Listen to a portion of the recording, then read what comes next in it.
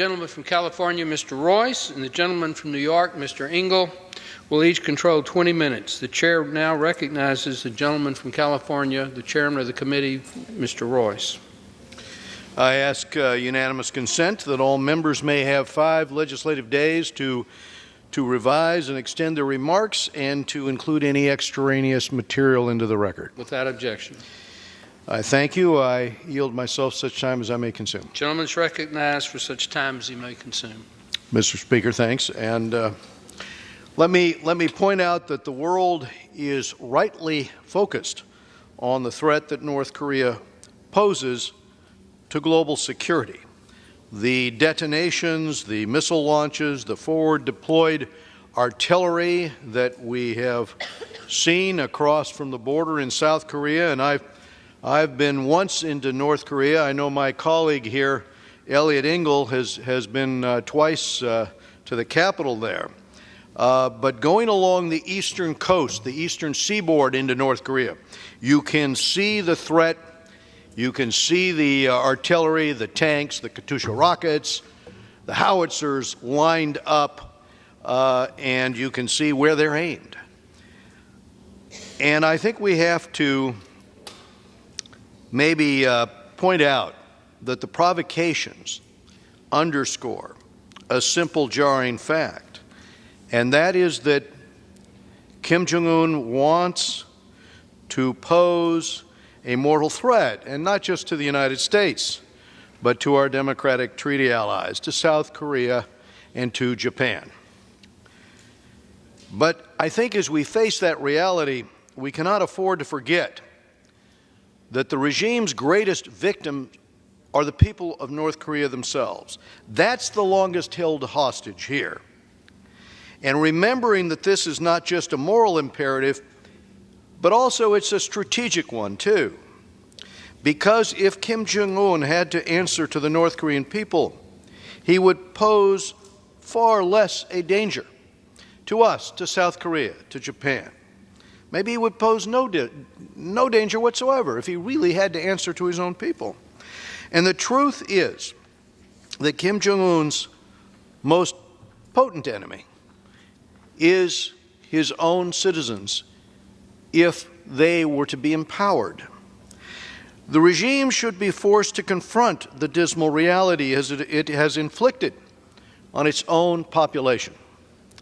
Obsessed not just with self-preservation, but also with his concept of reunification of the peninsula, based on the words he uses, under his own leadership.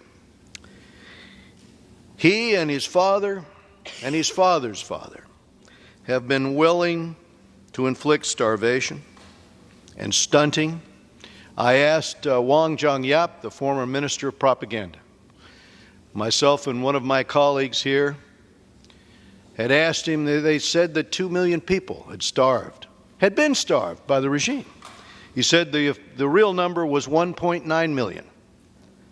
1.9 million people, and he said, you have to understand, we put all the resources into the weapons program, into the ICBM program, into the nuclear capability. People fend for themselves, basically. That's the system there. And when he defected, the propaganda minister shared that with us. In the meantime, you'll notice that there's one man in that system that feasts on imported luxuries and on liquor, and that's the deity himself. That's Kim Jong-un. The bonds of public affection for Kim certainly are strong in the capital, but in the countryside, those who have defected tell me that they are so fragile that they can only be maintained with purges, with public executions, with deadly prison camps. It is no wonder then that the regime's harshest critics are escaped North Koreans who have seen through the wall of misinformation that Kim Jong-un works so hard to maintain. We have heard time and again from North Korean refugees about the indelible impact of real information from the outside world, whether it be defector broadcasts or pirated South Korean TV dramas set in the affluent, bustling metropolis of Seoul. Just last month, I was discussing these issues in Seoul with Tae Young-ho, the highest-ranking North Korean defector. He's the minister is the former ambassador to the UK. Many of you read about his defection there in Britain. He is now in Seoul. He emphasized that such knowledge undermines the lie that North Korea is a worker's paradise and that it is the envy of the world. Increasingly, he says, for $30-some, a village or a family can purchase a device that plays these dramas from South Korea that come in from the porous border with China, and as a result of that, they learn more. And frankly, I will say, as a result of the two different organizations of defectors from North Korea who broadcast on shortwave, people are learning more as well. Our problem is that it needs to be broadcast beyond just the area around the border. We need to figure out how to help others hear the truth. So today, harnessing the power of information and public expectations inside North Korea is more important than ever. Along with enhanced sanctions on the regime's enablers, this is critical. It's a critical non-military tool because it confronts the growing North Korean threat to our safety with a very different methodology, by educating and empowering North Koreans themselves. This bill, H.R. 2061, does not merely reauthorize activities under the North Korean Human Rights Act.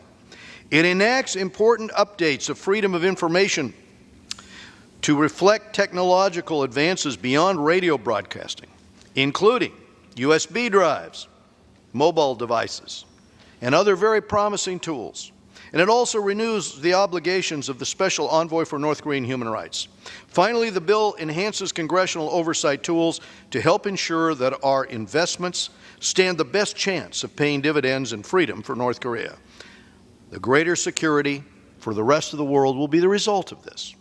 I want to thank the Chairman Emeritus of the Foreign Affairs Committee, Eliana Ross-Lehtinen, for authoring this bill. I also want to thank our ranking member, Eliot Engel, for his work on this issue, and the chair and ranking member of our Asia subcommittee as well, Ted Yoho and Brad Sherman. The gentlelady from Florida is tireless in her defense of human rights and has been a legislative leader on North Korea for more than a decade. I'm a proud co-sponsor of this excellent bill, which deserves our unanimous support, and I reserve the balance of my time. The chairman of the Foreign Affairs Committee reserves the balance of his time. For what reason does the gentleman from New York seek recognition? Mr. Speaker, I rise in support of this measure and I yield myself as much time as I may consume. The gentleman is recognized for such time as he may consume. Thank you, Mr. Speaker. First, let me thank our chairman, who always conducts himself in such a bipartisan fashion. I want to thank him for including everyone and thank him for the work that he does. I also want to thank the bill's author, our former chair of the Foreign Affairs Committee, Ms. Ross-Lehtinen of Florida. I'm pleased to join her as the lead Democratic co-sponsor of this legislation. She authored an earlier version of this bill, which is a testament to how long she's been working to shine a light on the daily horror of so many living in North Korea and to bring American leadership to bear to ease their suffering. We've been focused on North Korea a great deal lately because of the Kim regime's increasingly provocative behavior and our own administration's inconsistent and irresponsible rhetoric. North Korea poses a grave threat to our national security and the security of our friends and allies. We need a smart, coherent approach that combines diplomacy, pressure, and deterrence to halt North Korea's progress in developing nuclear weapons. At the same time, we cannot lose sight over what the North Korean people are enduring. This is a country where people don't have rights, and anyone who dares speak his or her mind may find themselves subjected to beatings, torture, brutal imprisonment, or even death. The United States Commission of Inquiry found that Kim Jong-un's regime is very likely committing crimes against humanity. Mr. Speaker, I visited North Korea twice, and when I was there with a few of our colleagues on both sides of the aisle, our North Korean minders were very careful to make sure we only saw what we were supposed to see. But we could sense that beneath the surface, something was terribly, terribly wrong. First of all, they wouldn't let us go out of Pyongyang. that just out of sight, it was amazing that there were so many people living under the most brutal conditions imaginable, and that no one dared shatter the illusion that the North Korean authorities had just created. When you go to North Korea, it feels like you're stepping back into 1953 Berlin. Everything was gray and dark and drab, and you could just see something was wrong. We know better. We've seen year after year of disturbing reports and stories from defectors who have told us exactly what life is like for most North Koreans, and we haven't forgotten them. The law that we're reauthorizing today first became law in 2004. This legislation will preserve funding for American assistance to North Korean refugees, for humanitarian assistance inside the country, as well as information efforts by our government, and to try every means possible to get the message out to regular North Korean people that we are not their enemy. I will say that I'm greatly concerned that the latest iteration of the President's travel ban, which now includes North Korea, sends exactly the wrong message to defectors from that country. By closing our door to them, we reinforce the paranoia that the regime perpetrates. We have to be careful not to get caught in the middle of that. An earlier version of the law created a senior State Department position to focus on human rights in North Korea. It's a big job, Mr. Speaker, and in recent years there's been someone to do this important work full time. But it's been reported that the administration plans to combine this position with the Undersecretary for Democracy. I think that would be a mistake. The Undersecretary position already oversees the bureaus and offices that deal with a huge range of issues, from counterterrorism to refugees to narcotics to human trafficking. It's a pretty full agenda. Yet the administration on the one hand says North Korean human rights should be combined with that job, and on the other hand has not yet nominated anyone to fill the position. So I think there's a lot of work to be done on both sides. And that's what we're doing on the Foreign Affairs Committee. We're working together. This reauthorization reaffirms Congress's view that we should have a senior full-time diplomat dealing with North Korean human rights. I ask that this provision be included once again, and I'm grateful to Chairman Royce and Chairman Emeritus Ross Leighton that Congress will continue to speak out on the importance of this role. It's also my view that we need to stop neglecting our diplomacy and get these positions filled. We cannot expect the State Department to deal with these challenges, whether North Korea's nuclear program or North Korea's human rights record, without leadership in place. But I'm glad that Congress is continuing to do its job in helping to promote human rights for the North Koreans. I'm again grateful to my friend from Florida and the Chairman, and I reserve the balance of my time. The gentleman reserves the balance of his time. For what reason does the gentleman from California seek recognition? Mr. Speaker, I yield 3 minutes to the gentleman from Florida, Mr. Ted Yoho. He's chairman of the Foreign Affairs Subcommittee on Asia and the Pacific, and among a number of amendments that he has contributed to this bill, there's one in particular that I think is very important, and that is increasing the number of tools that can be used here to include new technologies to North Korea like USB drives. A lot easier for people to watch on USB drives, as well, of course, mobile phones and DVDs. Thank you. The distinguished gentleman from California is Florida, recognized for 3 minutes. Thank you, Mr. Speaker. Mr. Chairman, I thank you. I rise in support of H.R. 2061, the North Korean Human Rights Reauthorization Act of 2017. I commend the Chairman Emeritus Ross Leighton for leading this reauthorization effort, and Chairman Royce and my colleagues on the Foreign Affairs Committee for their support of this legislation. The horrific human rights abuses committed by Kim Jong-un are an integral part of his power structure. Countering these unspeakable crimes, however we can, is both a moral imperative and a sound strategy. As amended, H.R. 2061 includes my Distribution and Promotion of Rights and Knowledge Act, which will improve U.S. efforts to broadcast outside information into North Korea, weakening Kim Jong-un's regime by eroding his stranglehold on information. It'll provide light to the North Koreans, not just light to read by, but shine light on those innate basic beliefs of liberty and freedom. Specifically, this language updates the means in which information can be disseminated, helping to find new ways to end the Kim regime's monopoly on information. The two bills are natural partners, and together they can meaningfully advance human rights and free flow of information in North Korea. And I thank the chairman, and thank you, sir. The gentleman reserves the balance of his time. Does the gentleman from New York seek recognition? Gentleman from New York reserves. Does the gentleman from California seek recognition? I have no further speakers. I'll reserve the right to close.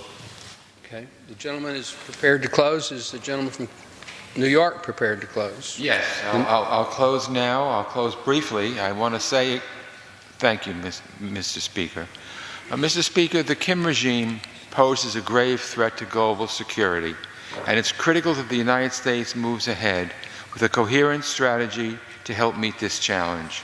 At the same time, the Kim regime's treatment of its own people represents one of the worst human rights situations in the entire world. We cannot lose sight of that human suffering that's going on every day. For years, the United States has made it a priority to do what we can to help those living under this brutal dictatorship and to assist those who have escaped it. This legislation will ensure that the United States continues this important work in the years ahead. I want to just say that Chairman Royce has made it a mark of his to travel the region, to speak with South Korea, to speak with the leaders in Asia. And I'm pleased that we're well represented when he goes there and lets the regimes know that we in the Congress have a lot of things to say, and that we want to stand by our allies and let North Korea understand that they can not push anybody around. So I want to thank the chairman for having visited Korea with him and for all the things he does in Asia. I think the committee is united in supporting this legislation. We have to speak out. We have to protect the North Korean people who have no protection from a brutal dictator and a regime that treats them like they're worthless. And I urge members to support this bill, and I yield back the balance of my time. The gentleman yields back the balance of his time. The chair recognizes the chairman of the Foreign Affairs Committee. Thank you, Mr. Speaker. I want to thank our ranking member, Mr. Elliott Engel, also for his work on the original bill. For a number of years, we have been focused in a bipartisan way, those of us who are concerned about human rights in North Korea.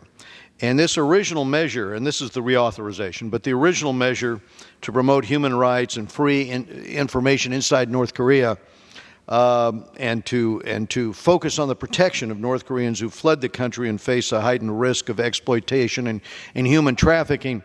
We've been able to work on enforcement, but now with reauthorization, there's a chance to update it. And those updates in this H.R. 2061 not only reauthorize the North Korean Human Rights Act, but there's these promising new technological advances to pierce the information darkness, as Mr. Ted Yoho mentioned. That darkness is maintained intentionally by Kim Jong-un's regime. And confronted by a rapidly nuclearizing North Korea, these tools are more important than ever. Rather than putting all of his energy into menacing the world, as he does with his nuclear program, Kim Jong-un must be confronted with the urgent needs, with the legitimate aspirations of the people of North Korea. There are 120,000 of his people that are in what we call these gulags across North Korea. And without reforms, these individuals are never going to see the light of day. They're never going to be released to freedom. So this critical bipartisan bill deserves our unanimous support, and I yield back the balance of my time.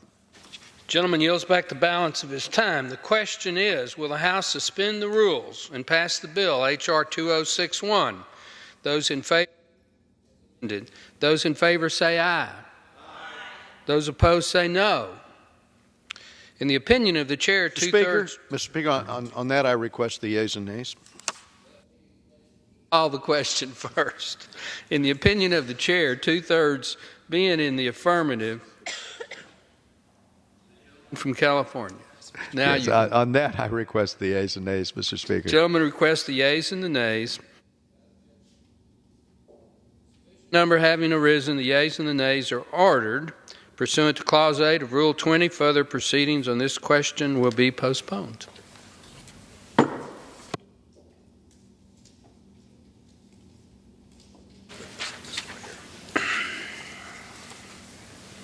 For what purpose does the